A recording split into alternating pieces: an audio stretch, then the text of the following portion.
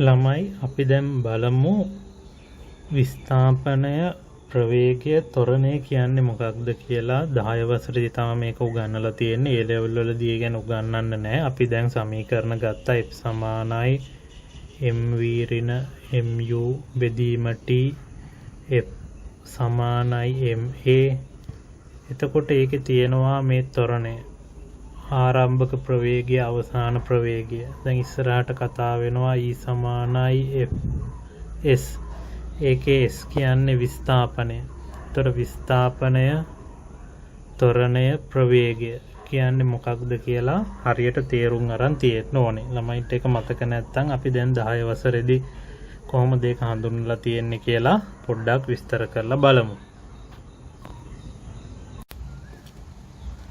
අපි බලමු දුර හා විස්ථාපනය කියන්නේ මොකක්ද කියලා තේරුම් ගන්න.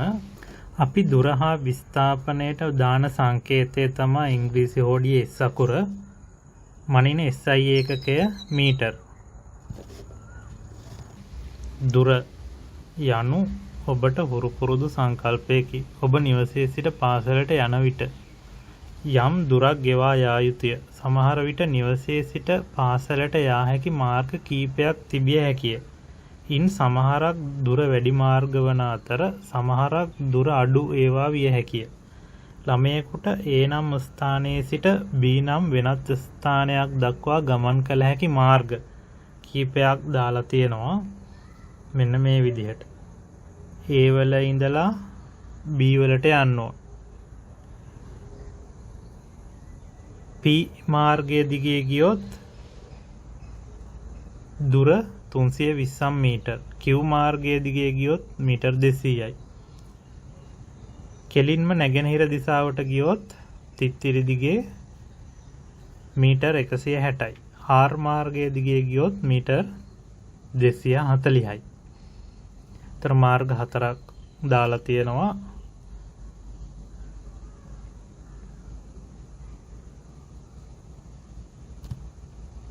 A සිට B දක්වා ගමන් කළ හැකි මාර්ග කීපයක්.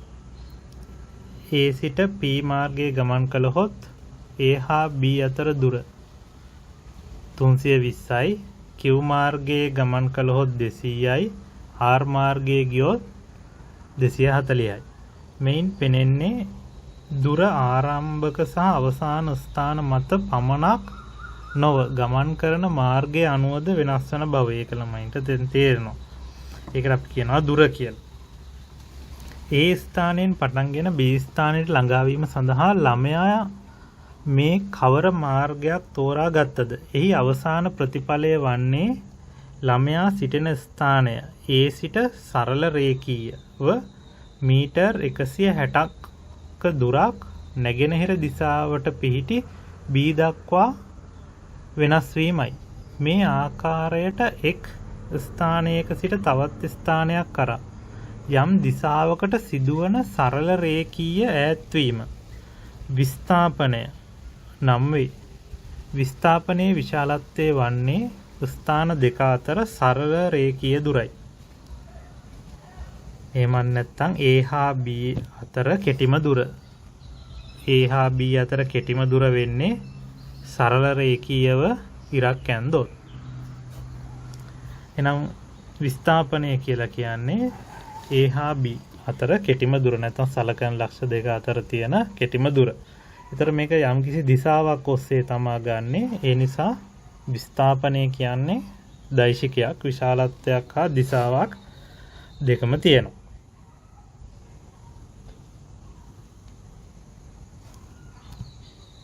කිසියම් භෞතික රාශියක අගය ප්‍රකාශ කිරීමේදී විශාලත්වයක් පමණක් ප්‍රකාශ කිරීම සෑහේ නම් එය අදිශ රාශියක් ලෙස හැඳින්වේ. ඒක අපි කලිනුත් කිව්වා. උදාහරණ තියෙන දුර, වේගය, ස්කන්ධය, කාලය. විශාලත්වයක් විතරයි තියෙන්නේ, දිශාවක් නැහැ. යම්කිසි භෞතික රාශියක අගය ප්‍රකාශ කිරීමේදී විශාලත්වයට අමතරව දිශාවක් අවශ්‍ය වේ නම් එය දෛශික රාශියක් ලෙස හැඳින්වේ. විස්ථාපනය, ප්‍රවේගය, ත්වරණය, බර. ඒවට විශාලත්වයට අමතරව දිශාවක් තියෙනවා. දැන් අපි කතා කරේ විස්ථාපනය ගැන. විශාලත්වයට අමතරව දිශාවක් තියෙනවා විස්ථාපනයට. ඉහත සඳහන් උදාහරණයෙහි ළමයාගේ විස්ථාපනය නැගෙනහිරට මීටර් 160ක් වේ. ගමන් ගන්නා මාර්ගය අනුව දුර වෙනස් වුවද විස්ථාපනය එකම අගයක් ගෙන ඇත. මීට අමතරව දුර සහ විස්ථාපනය අතර තවත් වැදගත් වෙනසක් ඇත. දුර මැනීමේදී අප ගමන් කළ දිශාව නොසලකන නිසා දුරට විශාලත්වයක් තිබුණද දිශාවක් නොමැත. එබැවින් දුර අදිශ රාශියකි. නමුත් විස්ථාපනය මැනීමේදී කුමන දිශාවකට විස්ථාපනය සිදු වූයේද යන්න වැදගත්ය. එනම් විස්ථාපනයට විශාලත්වයක් මෙන්ම දිශාවක්ද ඇත. ඒ නිසා විස්ථාපනය දෛශික රාශියකි. ඒක දැන් අපි කලිනුත් කිව්වා. දුර සහ විස්ථාපනය පිළිබඳ පහන් සඳහන් උදාහරණ තවදුරටත් විමසා බලමු. අපි මේ උදාහරණ ගමු. ළමයෙකු නිවසක සිට පාසල වෙත ගමන් කරන මාර්ගය රූපේ දාලා තියෙනවා. කළු පැහැති තලයෙන් දක්වා ඇත. ළමයා නිවසේ සිට පාසල වෙත ගමන් කර ඇති මාර්ගයේ මුළු දුර මේ AB 100යි BC 400යි CD 200යි. එතකොට ඔක්කොම එනවා 700ක්. නමුත් රතු ඊතලය මගින් දක්වා ඇති පරිදි නිවසේ සිට පාසල වෙත ඇති සරල රේඛීය දුර AD මෙන්න මේ දුර AD මීටර් 500යි.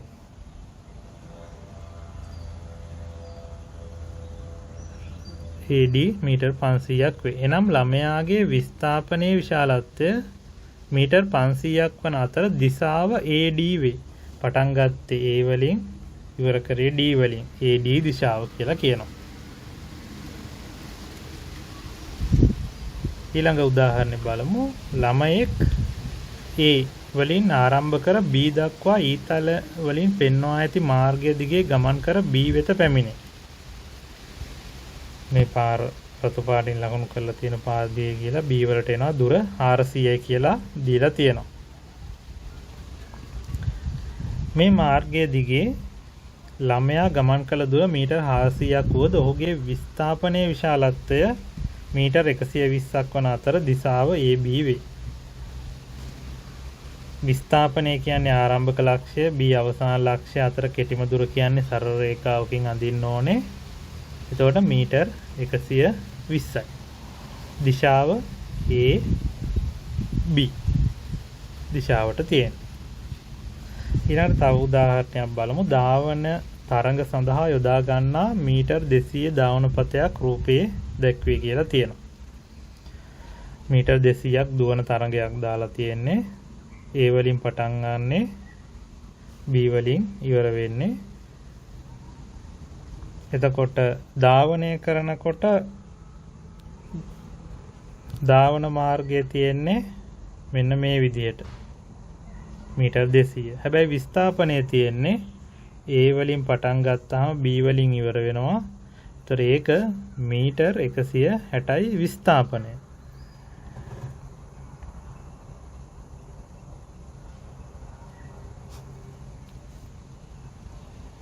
එහි A සිට B දක්වා දුවන ධාවකයා මීටර් 100ක් දුර ගෙවා B ලක්ෂයට ළඟා වේ. එවිට ධාවකයාගේ විස්ථාපනය AB සරල රේඛාවෙන් පෙන්විය හැකිය.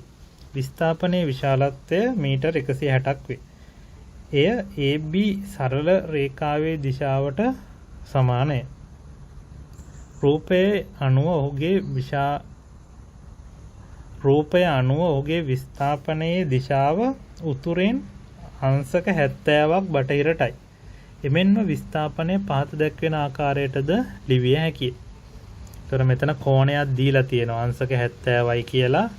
ඒ නිසා අපිට කෝණය යොදාගෙන දිශාව හරියටම කියන්න පුළුවන්. ඒක තමයි මෙතන දාලා තියෙන්නේ උතුරෙන් අංශක 70ක් බටහිර දිශාවට කියලා මීටර් 160ක්. අපි තව උදාහරණයක් බලමු. දැන් රූපයේ දැක්වෙන පරිදි සරල රේඛීය මාර්ගයක් දිගේ ළමයෙක් A සිට B දක්වා මීටර් 60ක දුරක් ගමන් කරන අවස්ථාවක් සලකන්න. A සිට B දක්වා මීටර් 60යි. A සිට ගමන් කරන ළමයෙකුගේ ගමන් මාර්ගයේ තියෙනවා BC. A සිට B මීටර් 60යි. B සිට C මීටර් 40යි. ළමයාගේ විස්ථාපනය AB දිශාවට මීටර් 60ක් වෙයි. ඒක ළමයින්ට බලපුවාම තේරෙනවා මීටර් 60යි.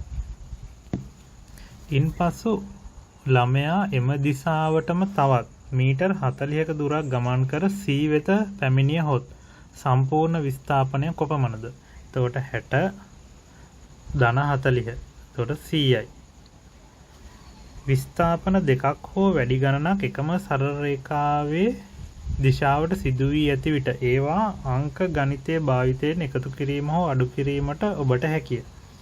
මෙහිදී විස්ථාපන දෙකම එකම දිශාවට පිහිටන බැවින් සම්පූර්ණ විස්ථාපනය 60 ධන 40 100යි.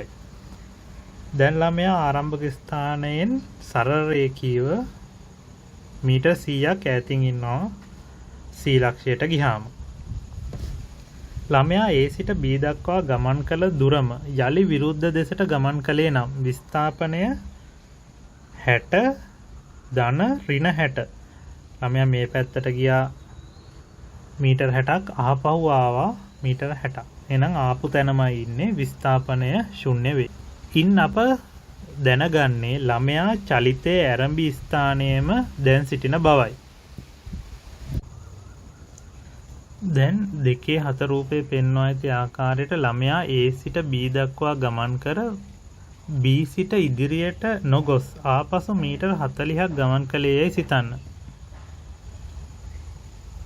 එවිට මීටර් 40ට අදාළ විස්ථාපනයේ දිශාව A සිට Bට අදාළ විස්ථාපනයේ දිශාවට ප්‍රතිවිරුද්ධ දිශාවට බව පෙනේ. එනම් 2.4 රූපයට අනුව මුළු විස්ථාපනය AC මගින් දෙනු ලබන බව පැහැදිලිය. එසේම විශාලත්වය මීටර් 20ක් වේ. එම නිසා මෙහිදී ගමන් කළ දුර මීටර් 100ක් වුවද සම්පූර්ණ විස්ථාපනය වනුයේ මීටර් 60 ඍණ 40ය. එනම් දැන් විස්ථාපනය මීටර් 20ක ප්‍රමාණයකි. ඒ කියන්නේ මුලින් A සිට Bට ගියා මීටර් 60යි.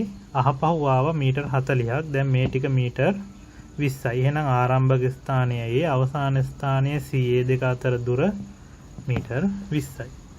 හැබැයි දුර මීටර් 100යි. විස්ථාපනය මීටර් 20යි.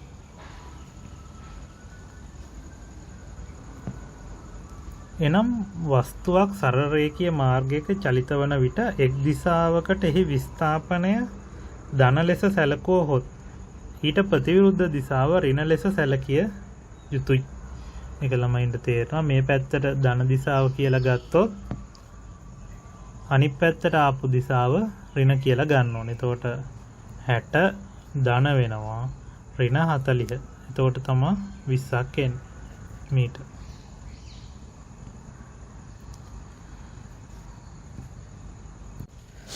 මෙතන අභ්‍යාසයක් දීලා තියෙනවා. ඒක කරන්න බලන්න. පහත රූපයේ පෙන්눔 කරන අන්දමට ළමයේ K නම් ස්ථානයෙන් චලිතය ආරම්භ කර නැගෙනහිරට මීටර් 40ක දුරක් ගමන් කර B වෙත පැමිණ ඉන්පසු B සිට උතුරු දෙසට මීටර් 30ක් ගමන් කරයි. ළමයා ගමන් කළ මුළු දුර කොපමණද? ළමයාගේ විස්ථාපනය කොපමණද? ළමයා ගමන් කළ මුළු දුර මීටර් 40 ධන මීටර් 30. එහෙනම් ඔක්කොම එනවා මීටර් 70ක්. මෙතෙන්ට ගියා ආපහු මෙතෙන්ට ගියා. විස්ථාපනය කියන්නේ ආරම්භක ලක්ෂයත් අවසාන ලක්ෂයත් අතර කෙටිම දුර. එනම් මීටර් 50යි. විස්ථාපනය මීටර් 50යි. දුර 70යි මීටර්. මේ උත්තර දායි බලන්න. ඊළඟට බලමු අපි ළමයි වේගය කියන්නේ මොකක්ද කියලා. වේගයට දාන සංකේතය u අකුර සමහරට v අකුරක් දානවා. ඒකක ms ඍණ 1. අධික වේගයෙන් ගමන් කරන රථ වාහන නිසා ඇතිවන අනතුරු පිළිබඳ අපට නිරතර අසන්නට ලැබේ. මේ හේතුව නිසා මහා මාර්ගවල ඒ ස්ථානවල දී පවත්වා ගත වේග සීමා නියම කර තිබේ. ඒක පාරවල් වල ළමයි දැකලා ඇති පැයට කිලෝමීටර් කොච්චරක වේගයෙන් යන්න ඕනේද කියලා ගහලා තියෙනවා. මෙන්න මේ වගේ. ඒතර මෙතන පැයට කිලෝමීටර් 100යි උපරිම වේගය. අනතුරු වළක්වා ගැනීම සඳහා මෙම වේග සීමා අප පිළිපැදිය යුතුය. වේග සීමා අධික වන අධිවේගී මාර්ග සඳහා මේ විශේෂයෙන්ම වැදගත් වේ. වේගය කියලා කියන්නේ දුර ගෙවා යාමේ ශීඝ්‍රතාවයයි. දුර ගෙවා යාමේ ශීඝ්‍රතාවය නැත්නම් දුර වෙනස් වීමේ ශීඝ්‍රතාවය. එතකොට ශීඝ්‍රතාවය කියලා කියනවා නම් මොකක් හරි මෙතන නම් දුර වෙනස් වීමේ ශීඝ්‍රතාවය. ශීඝ්‍රතාවය කියලා කියනවා නම් ඉර යට තියෙන්නේ කාලය t. උඩ තියෙන්නේ මේ කියන එක දුර. වේගය තමයි ඒකේ අර්ථ දැක්වීම. වේගය සමානයි දුර බෙදීම කාලය. වේගය අපි u අකුරෙන් හැඳින්වුවොත් u, දුර හැඳින්වුවේ s අකුරෙන් බෙදීම t. ඒතර s සමානයි ut කියන සමීකරණය තමයි මේ තියෙන්නේ. ඔක ලියන්නේ s සමානයි ut කියලා. මේකෙන් O level වල ගණන් හදන්න නැති මතක නැත්තම් අපි ගණන් මේකේ උදාහරණ ටික බලමු. වේගය සමානයි දුර බෙදීම කාලය. ඒක තමයි s සමානයි ut කියලා කියන්නේ. එනම් ඒකක කාලයකදී වස්තුවක් චලනය වන දුර වේගයයි. ඒකක කාලයේදී කියන්නේ එක තත්පරයකදී. අපි මේකේ ඒකක හැදුවොත් s කියලා කියන්නේ දුර මනින්නේ මීටර වලින්, කාලය මනින්නේ තත්පර වලින්. එහෙනම් s අකුර උඩට ගියොත් ms ඍණ 1 තමයි ඒකක වෙන්නේ. මහා මාර්ගවලදී වාහන ගමනාගමනයේදී බොහෝ විට වාහනවලට එකම වේගයක් පවත්වා ගත නොහැකිය. සාමාන්‍යයෙන් මෝටර් රථයක වේග මානයෙන් දැක්වෙන්නේ ඒ මොහොතේ මෝටර් රථයෙහි පවත්වා ගන්නා වේගයයි. ඒක ගහලා තියෙන පැයට කිලෝමීටර් වලින්. ඒතර අපි මේ සම්බන්ධ ගණන් හැදුවා මතක ඇති. පැයට කිලෝමීටර් තප්පරයට මීටර් කරලා. මාර්ගයේ වෙනත් වාහන ඉතා වැඩි අවස්ථාවලදී වේගය අඩු කිරීමට සිදුවන අතර මගීන් පාර පයින් ස්ථානවලදී වාහන නැවැත්වීමටද සිදුවෙයි. නමුත් වෙනත් වාහන ඉතා අඩු නම් බොහෝ දුරක් එකම වේගයෙන් ගමන් කළ හැකි වෙයි. උදාහරණ කීපයක් මගින් එසේ එකම වේගයක පවතින සහ එකම වේගයක් නොපවතින අවස්ථා සලකා බලමු. මෙතන උදාහරණයක් දාලා තියෙනවා. එක්තරා වස්තුවක් ආරම්භක ස්ථානයේ සිට ගමන් කළ දුර කාලය සමග වෙනස් වූ ආකාරය පහත වගුවේ දක්වා ඇත. කාලය දීලා තියෙනවා තත්පර 0, 1, 2, 3, 4, 5, 6. ගමන් කළ දුර දාලා තියෙනවා මීටර වලින්. ආරම්භයේදී දුරක් නැහැ. ඊළඟ තත්පර 1 ඉවර වෙනකොට මීටර 3ක් ගිහින්. ඊළඟ තත්පර 2 කියන්නේ ආරම්භයේ ඉඳලා තත්පර 2කින් මීටර 6ක් ගිහින්. ඊළඟට මීටර් 9ක් ගිහිල්ලා. ඊළඟට මීටර් 12, මීටර් 15, මීටර් 18ක් ගිහිල්ලා. මෙම දත්ත අනුව මුල් තත්පරය තුළ වස්තුව ගමන් කළ දුර මීටර් 3යි. ඒක ගන්නෙ මෙතන ආරම්භක අවස්ථාවේ පළවෙනි තත්පරයේ ඉඳලා ගිහින් තියෙන මීටර් 3යි. මේ 3 මෙතන බිඳුව තමයි මෙතන දාලා තියෙන අඩු කරා මීටර් 3යි. දෙවන තත්පරය තුළ ගමන් කළ දුර. දෙවන තත්පරයේදී මීටර් 6ක් ගිහිල්ලා තියෙනවා ආරම්භක අවස්ථාවේ ඉඳලා. එහෙනම් ඊළඟ තත්පරයේදී හොයන්න 6න් මේ 3 අඩු කරනවා. එතකොටත් දෙවෙනි තත්පරයේදීත් මීටර් 3මයි ගිහින් තියෙන්නේ. ඒ ආකාරයටම 3 වන 4 වන 5 වන 6 වන තත්පර තුලදී ගමන් කළ දුර මීටර් 3 බැගින් වේ. ඒකත් ළමයින්ට තේරුම් ගන්න පුළුවන්. ඊළඟ තත්පරයේදී 9න් 6ක් අඩු කරත් 3යි. 12න් 9ක් අඩු කරත් 3යි 15න් 12ක් අඩු කරත් 3යි 18න් 15ක් අඩු කරත් 3යි. එහෙනම් මේ වාහනේ හැම තත්පරයේදීම මීටර් 3යි. මීටර් 3යි ගමන් කරන්නේ. එහෙනම් අපි කියනවා තත්පරයට මීටර් 3ක ප්‍රවේගයෙන් ගමන් කරනවා කියලා. එනම් වස්තුව සෑම තත්පරයක් පාසාම ගමන් කර ඇත්තේ මීටර් 3ක දුරකි. මෙහිදී අපි වස්තුවට ඒකාකාර වේගයක් නැතහොත් නියත වේගයක් ඇතැයි කියනු ලැබේ.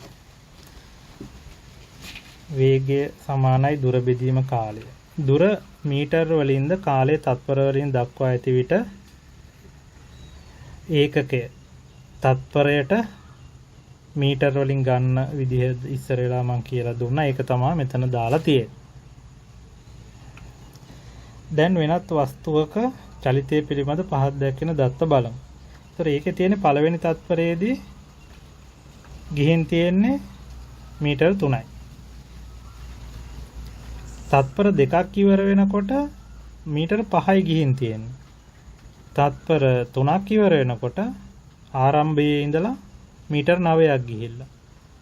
ඊළඟ තත්පර 4 ඉවර වෙනකොට මීටර් 12ක් ගිහිල්ලා. ඒතර ගමන් කරලා තියෙන දුර ටිකක් වෙනස් වෙලා. මෙම වස්තුව පළමු තත්පරය තුළ මීටර් 3ක දුරක්ද, දෙවන තත්පරය තුළ මීටර් 2ක දුරක්ද, තුන්වන තත්පරය තුළ මීටර් 4ක දුරක්ද ආදී වශයෙන් ගමන් කර ඇත. ඒක තේරෙනවා මෙන්න මේ ටික අඩු කරොත්. මෙතන අඩු කරොත් 3යි. මෙතනින් අඩු කරොත් 2යි. මෙතනින් අඩු කරොත් 4යි. මෙතනින් අඩු කරොත් ආයෙ 3යි. මෙතන 4යි. මෙතනින් 2යි. එතකොට තත්පරයකට ගමන් කරන දුර වෙනස් වෙලා. ඒ නිසා එය එක් එක් තත්පරය තුළ චලනය වී ඇති දුර සමාන නොවේ. එනම් වස්තුව ගමන් කර ඇත්තේ ඒකාකාර වේගයෙන් නොවේ. මෙවැනි ඒකාකාර නොවන වේගයකින් වස්තුව ගමන් කිරීමේදී දෙන ලද කාලයක් තුළ වස්තුවේ මධ්‍යක වේගය ගණනය කිරීම ප්‍රයෝජනවත් වේ. වස්තුවක මධ්‍යක වේගය ගණනය කරනුයේ අදාළ කාලය තුළ වස්තුව ගමන් කළ මුළු දුර කාලයෙන් බෙදීමෙනි. මධ්‍යක වේගයට සාමාන්‍ය වේගය යයිද කියනු ලැබේ. එහෙනම් මධ්‍යක වේගය කියන්නේ ගමන් කළ මුළු දුර බෙදීම ගත වූ මුළු කාලය. එහෙනම් මේකට ආදේශ කරොත් ගමන් කළ මුළු දුර මීටර් 18යි, කාලය තත්පර 6යි. එහෙනම් 18 බෙදීම තත්පර 6. එතකොට එන්නේ 3යි ms ඍණ 1 කියලා. ඒතර මධ්‍යක වේගය තමයි. හැබැයි ගිහිල්ලා තියෙන්නේ එක එක තත්පර වලදී වෙනස් වේග වලින්. ඒක මෙතන මේ විදිහට පෙන්නලා තියෙනවා. දැන් අපි ගත්තු එක. තවත් උදාහරණයක් ලෙස කොළඹ ආසන්නයේ ස්ථානයක සිට පේරාදෙණිය දක්වා කිලෝමීටර් 100ක දුරක් පැය දෙකක කාලයකදී ගමන් කළ වාහනයක් සලකමු. මෙවැනි ගමනකදී වාහනයකට මුළු දුර එකම වේගයකින් ගමන් කළ නොහැකිය. නමුත් අපට ඉහත ආකාරයට මුළු දුර වූ කිලෝමීටර් 100 යාමට ගත වූ කාලය පැය දෙකෙන් බෙදීමෙන් සාමාන්‍ය වේගය ගණනය කළ හැකිය. එහෙනම් එමාගේ පැයට කිලෝමීටර් 50ක් කියලා එනවා. එහෙනම් ගමන් කළ මුළු දුර 100යි පැය 2යි. මේ තියෙන්නේ දැන් කිලෝමීටර් වලින්, මේ තියෙන්නේ පැය වලින්. එහෙනම් 50යි පැයට කිලෝමීටර්. මේක තප්පරයට මීටර් කරන්න ඕන නම් මතක ඇති 18න් 5න් වැඩි කරන්න ඕනේ. ඊළඟට බලමු ප්‍රවේගය කියන්නේ මොකක්ද කියලා. ප්‍රවේගය අපි බලයේ පාඩමේදී කතා කළා. u කියලා කියන්නේ ආරම්භක ප්‍රවේගය, v කියලා කියන්නේ අවසාන ප්‍රවේගය. ඒකක ms ඍණ 1. අපි බලමු කොහොමද ප්‍රවේගය 10 වසරේදී කියලා දුන්නේ කියලා. අප වේගය ගණනය කරන්නේ දුර ආශ්‍රයෙන් නිසා වේගය ගණනය කිරීමේදී වස්තුවක් ගමන් කළ දිශාව නොසැලකේ. ඒ නිසා වේගය අදිශ රාශියක් බව මේ වන විට ඔබට පැහැදිලි විය යුතුය. නමුත් ප්‍රවේගය අර්ථ දක්වන්නේ විස්ථාපනය වෙනස් වීමේ ශීඝ්‍රතාවය. විස්ථාපනය වෙනස් වීමේ ශීඝ්‍රතාවය ලෙස.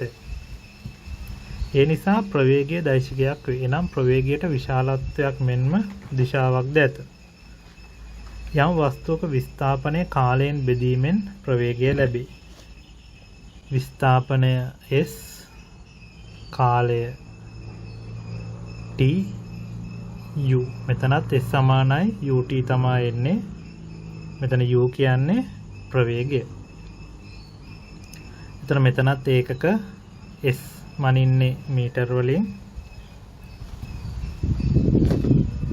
කාලය මනින්නේ තත්පර වලින්, ms ඍණ 1. සමහර අවස්ථාවල වස්තු ඒකාකාර වේගයක් සහිතව ගමන් කළ හැකි බවත්, සමහර අවස්ථාවල ඒවා ඒකාකාර නොවන වේග සහිතව ගමන් කළ හැකි බවත් මීට පෙර අපි ඉගෙනගෙන ඇත්තෙමු. මෙලෙසම වස්තුවක ප්‍රවේගයද සමහර අවස්ථාවල ඒකාකාර විය හැකි අතර, තවත් සමහර අවස්ථාවල ප්‍රවේගය ඒකාකාර නොවිය හැකිය. පහත වගුවේ දැක්වෙන්නේ එකම දිශාවට ගමන් කළ වස්තුවක ආරම්භක ස්ථානයේ සිට මනින ලද විස්ථාපනයේ එක් එක් තත්පරයේ අවසානයේදී අගයන් වේ. පළවෙනි තත්පරයේ ඉවර වෙනකොට මීටර් 3ක් ගිහිල්ලා. එහෙනම් අඩු කරොත් 3යි. පළවෙනි තත්පරයට ගිහින් තියෙන දුර. දෙවෙනි තත්පරයේදී 6න් 3ක් අඩු කරොත් 3යි. ඊළඟ එකෙත් 3යි. ඊළඟ එකෙත් 3යි. එහෙනම් හැමතිස්සෙම තත්පරයට මීටර් 3ක ඒකාකාර ප්‍රවේගයෙන් තමයි ගමන් කරලා තියෙන්නේ. සෑම තත්පරයක් තුළදීම වස්තුවේ විස්ථාපනය වැඩි වී ඇත්තේ මීටර් 3ක ප්‍රමාණයකින් නිසා මෙම චලිතයේ සිදු වී ඇත්තේ නියත ප්‍රවේගයක් හෙවත් ඒකාකාර ප්‍රවේගයකිනි. නියත ප්‍රවේගයෙන් චලනය වන වස්තුවක ප්‍රවේගයේ විශාලත්වය මෙන්ම දිශාවද වෙනස් නොවේ.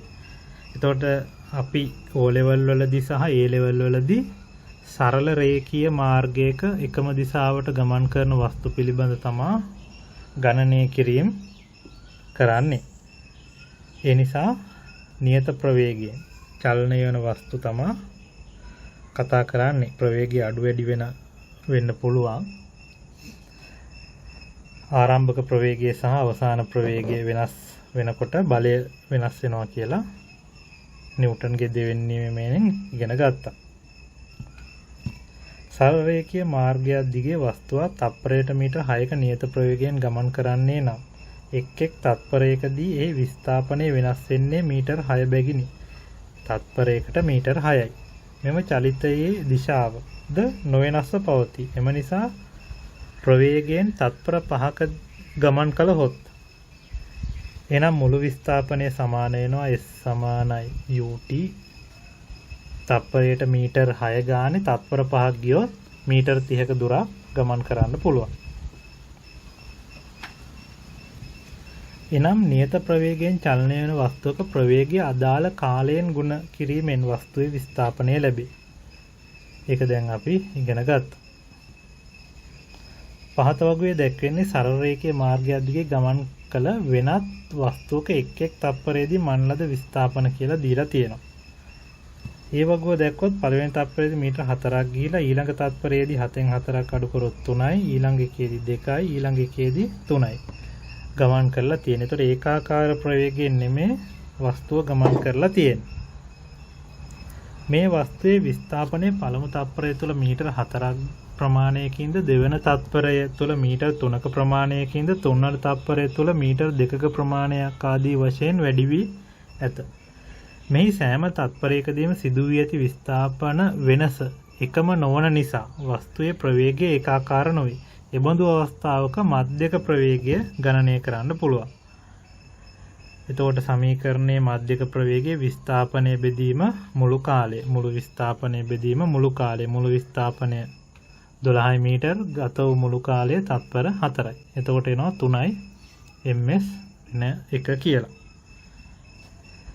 එනම් 3යි ms ඍණ 1 ඒකාකාර ප්‍රවේගයකින් තත්පර 4කදී හෙත දුර ගෙවා යා හැකි බව කියවේ. නමුත් වස්තුව සත්‍ය වශයෙන්ම චලිතයේ විවිධ මොහොතවල විවිධ ප්‍රවේගයෙන් චලිත වී ඇත කියලා කියනවා.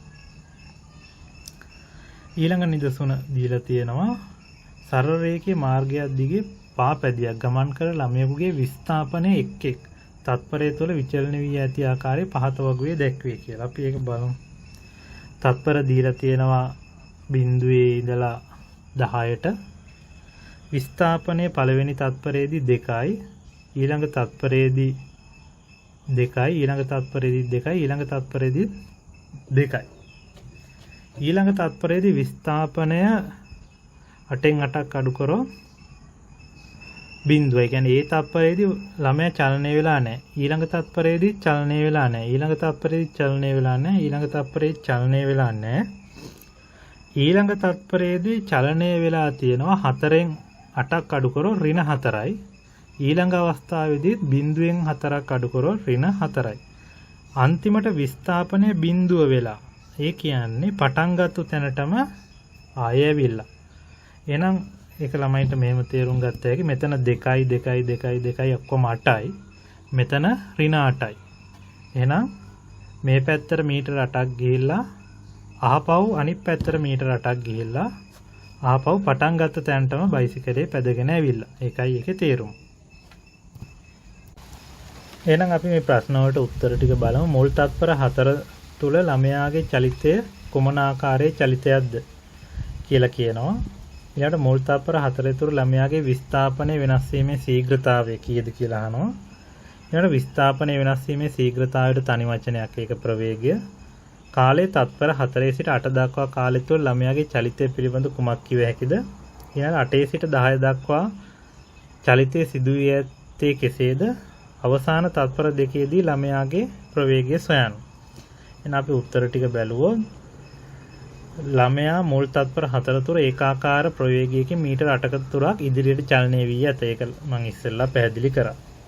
මුල් තත්පර 4 තුරදී ළමයාගේ විස්ථාපන වෙනස් වීම ශීඝ්‍රතාවය කියන්නේ ප්‍රවේගය 8 ඍණ බිඳුව බෙදීම තත්පර 4 2යි ms ඍණ 1 1 මේකේ මම පැහැදිලි කරා. මෙතන දෙකේ ඒව තමයි තියෙන්නේ. ඊළඟට ප්‍රවේගය කියලා කිව්වා විස්ථාපන වෙනස් වීමේ ශීඝ්‍රතාවය. ඊළඟට 4 සිට 8 දක්වා ළමයා චලනය වී නැත. ඒක මම පැහැදිලි කරා. ඊළඟට 8 සිට 10 දක්වා කාලය තුළ ළමයාගේ චලිතය සිදු වී ඇති විරුද්ධ දිශාවට තත්පර 10 වන විට ආරම්භක ස්ථානයට ඇවිල්ලා තියෙනවා. ඒ කාලයේදී අන්තිම තත්පර දෙකේදී ප්‍රවේගය අහන්නේ විස්ථාපන වෙනස බෙදීම ගත වූ කාලය 0.8 බෙදීම දෙක එතකොට 4යි ඍණ ms ඍණ 1 කියලා එන්නේ. එහෙනම් ආපහු දිශාවට 4යි ms ඍණ 1 කියලා එන්න ඕන. ඊළඟට බලමු ත්වරණය කියන්නේ මොකක්ද කියලා. සංකේතය තමයි සිම්පල් a අකුර ඒකක ms ඍණ 2. අපට සාමාන්‍ය ජීවිතයේදී බොහෝ විට දක්නට ලැබෙන්නේ ඒකාකාර නොවන ප්‍රවේග වලින් ගමන් කරන වස්තුන්ය. මහමග ගමන් කරන වාහන වලට නිතරම වේගය අඩු වැඩි කිරීමට සිදුවේ. නැතහොත් ගමන් කරන දිශාව වෙනස් කිරීමට සිදුවේ. මේ සියල්ලෙහිම ප්‍රතිඵලයක් වන්නේ ප්‍රවේගය වෙනස් වීමයි. පහත වගුවේ දැක්වෙන්නේ සරල රේඛීය මාර්ගයක ගමන් කරන එක්තරා වස්තුවක ප්‍රවේගයේ කාලයත් සමග වෙනස් වූ ආකාරයයි. එතකොට ඒකේ වෙනස් වෙලා තියෙන විදිය බලමු. පළවෙනි තත්පරයේදී ප්‍රවේගය 2 වෙලා. ඒ කියන්නේ වෙනස 2යි. ඊළඟ දෙවෙනි තත්පරයේදී 4 දක්වා ප්‍රවේගය වෙනස් වෙලා ඒත් වෙනස 2යි. දැන් තුන්වෙනි තත්පරය ඉවර වෙනකොට තත්පරයට මීටර 6යි වෙනස 2යි. මේ දෙක අඩු කරත් 2යි. මේක අඩු කරත් 2යි. මෙතනින් අඩු කරත් 2යි. හැම තත්පරයේදීම වෙනස ප්‍රවේග වෙනස මතක ඇති ප්‍රවේග වෙනස හෙව්වා නිව්ටන්ගේ දෙවෙනි නියමයේදී ඒ ප්‍රවේග වෙනසම තමයි මේ තියෙන්නේ. ඒතර ප්‍රවේගය වෙනස් කරන්න බලයක් දෙන්න ඕනේ. එහෙනම් 10 වසරේදී බලය හෙව්වේ නැහැ ප්‍රවේග වෙනස විතරයි හොයලා ත්වරණය හෙව්වේ. මෙම දත්ත අනුව තත්පර 6ක කාලයක් තුළ වස්තුවේ ප්‍රවේගය බිඳුවේ සිට තත්පරයට මීටර 12 දක්වා වෙනස් වී ඇත. මෙම තත්පර 6 තුළ සිදු වී ඇති ප්‍රවේග වෙනස.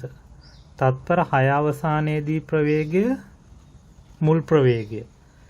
මතක ඇති ප්‍රවේග වෙනස හොයන්නේ අවසාන ප්‍රවේගයේ ඍණ ආරම්භක ප්‍රවේගයෙන් අපිට ප්‍රවේග වෙනස හොයන්න පුළුවන්. දැන් මම මේ හොයලා තියෙන්නේ මේ ප්‍රවේග වෙනස තමයි 2 2 2 2. ඒක තත්පරයකදී අපිට ඕන තත්පර දෙකකදී ප්‍රවේග වෙනස, තුනකදී නැත්නම් මුළු තත්පර 6ෙදිම ප්‍රවේග වෙනස හොයන්නත් පුළුවන්. අවසාන ප්‍රවේගයෙන් ආරම්භක ප්‍රවේගය අඩු කරනවා. එතකොට එනවා ප්‍රවේග වෙනස. ඒක මතක ඇති නිව්ටන්ගේ දෙවෙනි නියමයේදී ප්‍රවේග වෙනස ලිව්වා. එම ප්‍රවේග වෙනස තත්පරයට මීටර 12ක්ද. ඒ සඳහා ගත වූ කාලය තත්පර 6න් බෙදූ විට ලැබෙන්නේ ප්‍රවේගය වෙනස් වීමේ ශීඝ්‍රතාවයයි. එතකොට ප්‍රවේග වෙනස මුල් තත්පර 6ෙදිම 12 ඍණ බිඳුව. එතකොට 12යි ms ඍණ 1 කියලා එනවා ප්‍රවේග වෙනස. ඒක කාලයෙන් බෙදපුවාම අපිට එනවා ත්වරණේ ප්‍රවේගය වෙනස් වීමේ ශීඝ්‍රතාවය. එහෙනම් ළමයින්ට මේ උගන්වලා තියෙන්නේ ප්‍රවේග වෙනස. අවසාන ප්‍රවේගය කියන්නේ v, ආරම්භක ප්‍රවේගය කියන්නේ u. එහෙනම් ප්‍රවේග වෙනස v ඍණ u. ඒක කාලයෙන් බෙදුවොත් v ඍණ u බෙදීම t. මම මෙතන ලියන්නම් v ඍණ u බෙදීම t. ඒක සමානයි ත්වරණයට. ඒතර මේක හරස් ගුණ කරොත් මේ පැත්තට අපිට එනවා at සමානයි v ඍණ u කියලා. ඍණ u අනිත් පැත්තට ගෙනිච්චොත් අපිට ලිව්ව හැකි u ධන at සමානයි v කියලා. මේක සාමාන්‍යයෙන් ලියන්නේ v සමානයි u ධන at කියලා. මේ සමීකරණේ ඔයගලන්ට උගන්වලා නැහැ. නමුත් අපිට ඉස්සරහට වැදගත් වෙන නිසා තමයි මම මේක කිව්වේ. මේක v සමානයි u ධන at කියලා නෙමෙයි ඔයගලන්ට උගන්වලා තියෙන්නේ. සාමාන්‍යයෙන් ප්‍රවේගය වෙනස් වීමේ ශීඝ්‍රතාවයට සමානයි කියලා එක පල්ලෙහා දීලා තියෙනවා. මේ තියෙන්නේ සමීකරණේ ත්වරණය. ඒ සමානයි v ඍණ u බෙදීම t කියන සමීකරණය අපිට ලියන්න පුළුවන් v සමානයි u ධන at කියලා. ප්‍රවේගය වෙනස් වීමේ ශීඝ්‍රතාව ත්වරණය ලෙස හැඳින්වේ. නම් ඒකක කාලයක් තුළදී සිදුවන ප්‍රවේග වෙනස ත්වරණයයි. ප්‍රවේගය වෙනස් වීමේ ශීඝ්‍රතාව. ප්‍රවේගයේ ඒකක ms ඍණ 1 වේ. ත්වරණය යනු තත්පරයකට සිදුවන ප්‍රවේග වෙනස නිසා ඒකක මෙන්න මේ විදිහට ගන්න පුළුවන්. ms ඍණ 1 ආයි s වලින් බෙදෙනවා. එතකොට as එකත් උඩට ගියාම ms ඍණ 2 වෙනවා. එතකොට ළමයින්ට මතක ඇති මෙන්න මේ කොටස නිව්ටන්ගේ දෙවෙනි නියමයට ආදේශ කරද්දී අපි a කියලා ආදේශ කරා f සමානයි ma ගන්න. ඒ මෙන්න මේ කොටසෙන් ආපු ත්වරණය තමයි ආදේශ කරේ.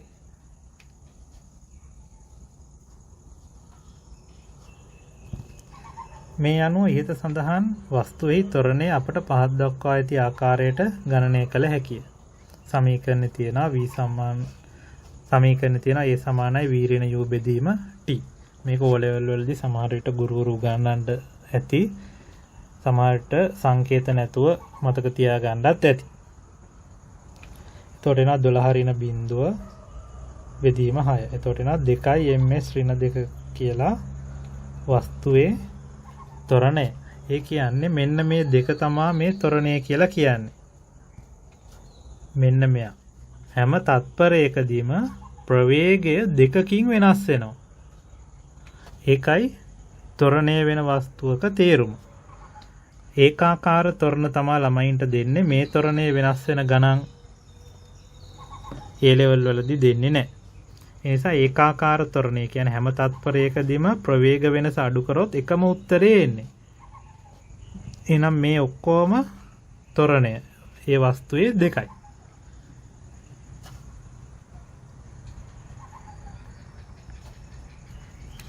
වස්තුවක ත්වරණය 2 ms ඍණ 2 යන්නේ අදහස් වෙන්නේ සෑම තත්පරයක් පාසාම එම වස්තුවේ ප්‍රවේගය 2 ms ඍණ 1 බැගින් වැඩි වන බවයි. ඒක දැන් පැහැදිලි වෙන්න ඇති.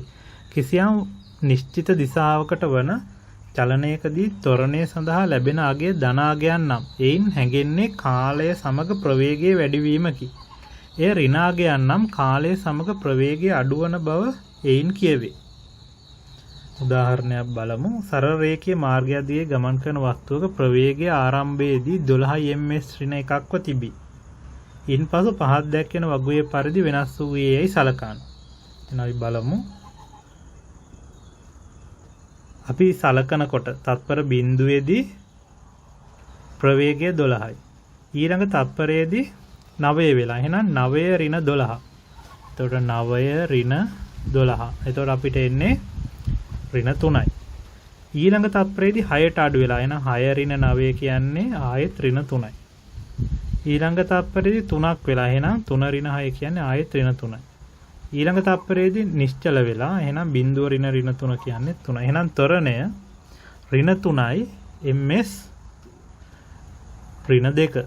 ඍණ 3යි ms ඍණ 2. එහෙනම් මේකෙන් තේරෙන්නේ ඍණ ත්වරණයක්. ඒ කියන්නේ මන්දනයක්. ඒ කියන්නේ ප්‍රවේගය අඩු වෙනවා කියන එකයි ඒක තේරුම. හැම තත්පරයකදීම 3 ms ඍණ 1ක ප්‍රමාණයක් අඩු වෙනවා. අඩු වෙනවා කියන එක තමයි මේ ඍණ ලකුණෙන් විස්තර කරන්නේ.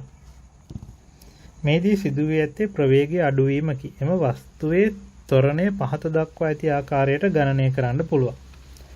එතකොට සමීකරණය සමා A සමානයි v ඍණ u බෙදීම t. මේකට ආදේශ කරලා තමයි දැන් අපි මේ උත්තරේ ගත්තේ. මෙහිදී ත්වරණය ලෙස අප සලකන්නේ ඍණ අගයකි. සෑම තත්පරයක් පාසාම ප්‍රවේගය 3 ms ඍණ 1 බැගින් අඩුවන බව එවින් කියවේ. මෙම වස්තුව කාලය සමග ප්‍රවේගය අඩුවීමක් ඇතනම් එහි ත්වරණය ඍණාගයක් ගනි. ඍණ ත්වරණය මන්දනයක් ලෙස හඳුන්වයි. ඍණ ත්වරණයක් කියලා ලියන්න පුළුවන්, නැත්නම් මන්දනයක් කියලා ලියන්න පුළුවන්. යම් වස්තුවක ත්වරණය ඍණ 3 ms ඍණ 2 නම් එහි මන්දනය 3 ms ඍණ 2 වේ. එහෙනම් මන්දනය කියලා ලියනවා නම් ඍණ ලකුණ දාන්න ඕනේ නැහැ. මන්දනය කියලා ලියුවොත් 3 ms ඍණ 2 කියලා ලියන්න පුළුවන්. ත්වරණය හොයන්න කිව්වොත් ත්වරණය ඍණ 3යි. මන්දනයට නම් ඍණ ලකුණ දාන්න නැහැ. මොකද මන්දනය කියන වචනය ඇතුලේ ඍණ ලකුණ තියෙනවා. වස්තුවක ප්‍රවේගයේ සෑම තත්පරයකම එකම ප්‍රමාණයකින් වැඩි හෝ අඩු වන්නේ නම් එයට ඒකාකාර ත්වරණයක් හෝ මන්දනයක් ඇතැයි කියනු ලැබේ. එසේ ඒකාකාර ත්වරණයෙන් චලනය වන වස්තුන්ගේ විස්ථාපනය සෙවීමට මධ්‍යක ප්‍රවේගය සොයා ඒ කාලයෙන් ගුණ කළ යුතුය. එතකොට මේ වගේ වස්තුවක විස්ථාපනය හොයන්න අපිට S සමානයි UT සමීකරණය දාලා බෑ. S සමානයි UT සමීකරණය දාන්න බෑ. ඒකට හේතුව U කියන එක එන්න වෙනස් වෙනවා. ප්‍රවේගය එන්න එක්ක වැඩි වෙනවා, එක්ක අඩු වෙනවා. ඒ නිසා U වෙනුවට දාන්න ඕනේ මධ්‍යක අගය. මධ්‍යක අගය කියන්නේ ආරම්භක ප්‍රවේගය ධන අවසාන ප්‍රවේගය දෙකෙන් බෙදලා දාන්න ඕනේ. එහෙනම් v ධන u බෙදීම 2 තමයි මෙන්න මෙතෙන්ට ආදේශ කරන්න ඕනේ. එහෙම ආදේශ කරොත් අපිට සමීකරණ එනවා S සමානයි v ධන u බෙදීම දෙවාරයක් t කියලා. මේ සමීකරණ මේ විදිහට සමහර විට ළමයින්ට උගන්වන්න ඇති. එහෙම නැත්නම් මේක මතක තියාගන්න කියලා කියන්නත් ඇති. එතකොට මේ සමීකරණය මතක නම් හොඳයි. අපිට මේක ඉස්සරහට වැදගත් වෙනවා. අපේ භ්‍රමණ චලිතය පැහැදිලි කරන්න. මධ්‍යක ප්‍රවේගය විස්ථාපනය ත්වරණය වන වස්තුවක විස්ථාපනය හොයන්න මෙන්න මේ සමීකරණයට ආදේශ කරන්න ඕනේ. මධ්‍යක ප්‍රවේගය වැඩි කිරීම කාලය. මධ්‍යක ප්‍රවේගය කියන්නේ v ධන u බෙදීම 2.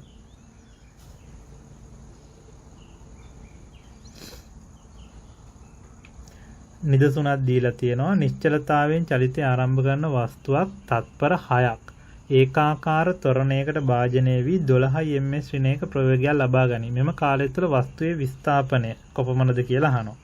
එහෙනම් අපිට මේ සමීකරණයට කෙලින්ම ආදේශ කරන්න පුළුවන් S සමානයි v ධන u බෙදීම දෙවාරයක් t. ආරම්භක ප්‍රවේගය 0යි අවසාන ප්‍රවේගය 12යි. බෙදීම 2. වැඩි කිරීම ගත වූ කාලය 6යි. ඒතර මේක සුළු කරොත් 6 වරක් 6 36යි මීටර් කියලා උත්තරේ එනවා. තව උදාහරණයක් දීලා තියෙනවා. නිශ්චලතාවයෙන් චලිතය ආරම්භ කරන වස්තුවක් තප්පර 4ක් ඒකාකාර ත්වරණයකට භාජනය වී 12 ms වෙන ප්‍රවේගයක් ලබා ගනී. ඉන්පසු තවත් තත්පර 4ක් ඒකාකාර ප්‍රවේගයෙන් චලනය වන එම වස්තුව අවසානයේ තත්පර 2 කාලයක් ඒකාකාර මන්දනය වී නිශ්චලතාවයට පත් වේ. මේ ප්‍රශ්න ටික අහන මුල් තත්පර 4 තුළ ත්වරණය ගණනය කරන්න. අවසාන තත්පර 2 තුළ මන්දනය සොයන්න. මුල් තත්පර 4 තුළ වස්තුවේ විස්ථාපනය, දෙවන තත්පර 4 තුළ වස්තුවේ විස්ථාපනය, අවසාන තත්පර 2 තුළ විස්ථාපනය, තත්පර 10 තුළ වස්තුවේ මුළු විස්ථාපනය කීයද කියලා අහනවා. බලන්න වීඩියෝ එක නවත්තලා හදාන්න. මුල් තත්පර 4 දී ත්වරණය මේ විදිහට හොයන්න පුළුවන්. v ඍණ u බෙදීම t සමීකරණය දාලා මේ උත්තරය ආවද බලන්න. ඒතර දාන්න ඕනේ a සමානයි v ඍණ u බෙදීම t. ඊළඟට අහනවා අවසාන තත්පර 2 තුල මන්දනයේත් මේ සමීකරණයමයි දාන්නේ. a සමානයි v ඍණ u බෙදීම t. දැන් අවසානයේදී නිශ්චල වෙන නිසා v බිඳුවයි ආරම්භය ඍණ 12යි. ඒතකොට ඍණ 6ක් එන්නේ. මන්දනය 6යි. මන්දනය ඇතුලේ ඍණ ලකුණ තියෙනවා. ඊළඟට අහනවා මුල් තත්පර 4 තුළ වස්තුවේ විස්ථාපනය කොපමණද කියලා. මුල් අවස්ථාවේදී ත්වරණයක් වෙන්නේ. එහෙනම් අපිට පුළුවන් මධ්‍යක ප්‍රවේගය හොයන්න නැත්නම් කෙලින්ම S සමානයි v ධන u බෙදීම දෙවාරයක් t සමීකරණය දාන්න. අවසාන ප්‍රවේගය 12යි, u බිඳුවයි, බෙදීම 2යි, t 4යි. 24ක් උත්තරේ. ඊළඟට දෙවන තත්පර 4 තුලදී ප්‍රවේගය ඒකාකාර ප්‍රවේගයෙන් යන්නේ S සමානයි ut සමීකරණය දාන්න ඕනේ. 12 වැඩි කිරීම 4. ඊළඟට අවසාන තත්පර 4 ආයි මන්දනයක් වෙන්නේ. එහෙනම් S සමානයි v ධන u බෙදීම දෙවාරයක් t දාන්න පුළුවන්.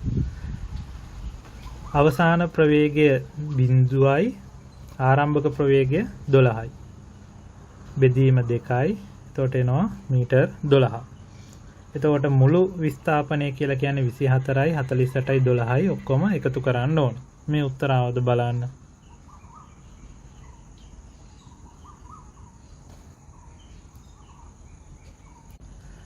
ඊළඟට අභ්‍යාස ටිකක් දීලා තියෙනවා. වීඩියෝ එක නවත්තලා ලියාගෙන හදන්න බලන්න.